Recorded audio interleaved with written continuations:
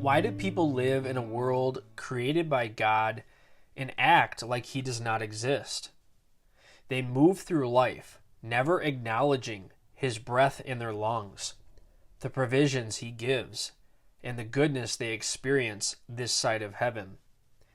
Many spend more time and effort researching a used car than they do spending time considering eternity, which is incredible considering that our souls are eternal.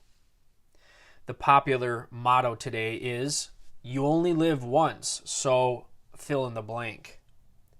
Creating a bucket list has now become a popular thing to do because we are taught to get the most out of this life because it is so short.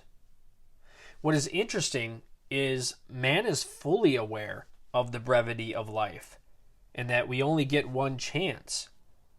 But they completely miss the lesson that it is meant to teach them.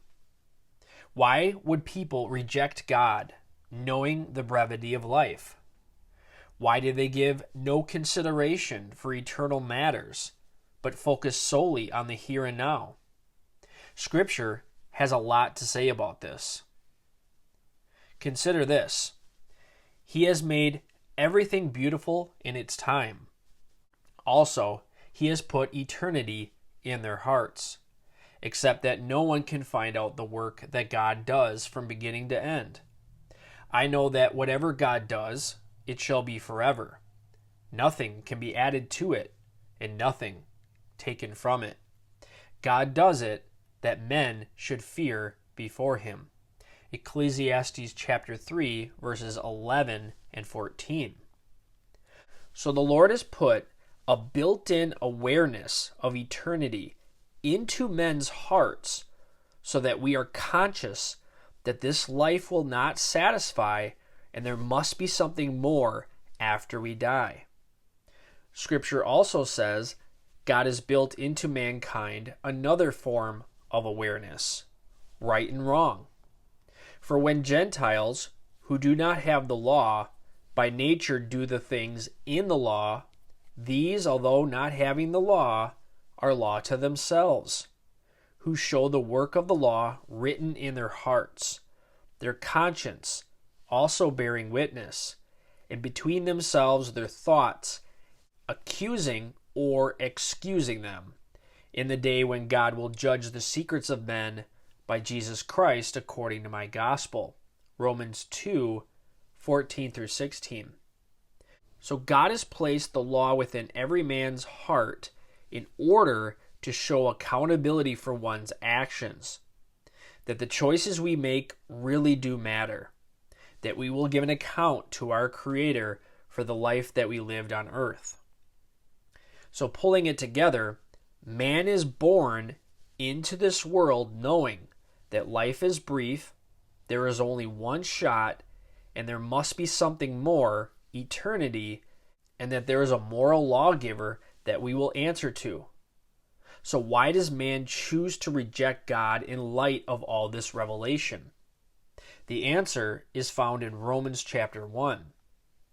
For the wrath of God is revealed from heaven against all ungodliness and unrighteousness of men, who suppress the truth in unrighteousness, because what may be known of God is manifest in them, for God has shown it to them. For since the creation of the world, His invisible attributes are clearly seen, being understood by the things that are made, even His eternal power and Godhead, so that they are without excuse. Because, although they knew God, they did not glorify Him as God, nor were thankful, but became futile in their thoughts, and their foolish hearts were darkened. Professing to be wise, they became fools, and changed the glory of the incorruptible God into an image made like corruptible man, and birds and four-footed animals and creeping things. So in verse 18 of Romans chapter 1, it says, men suppress the truth in unrighteousness. What does that mean?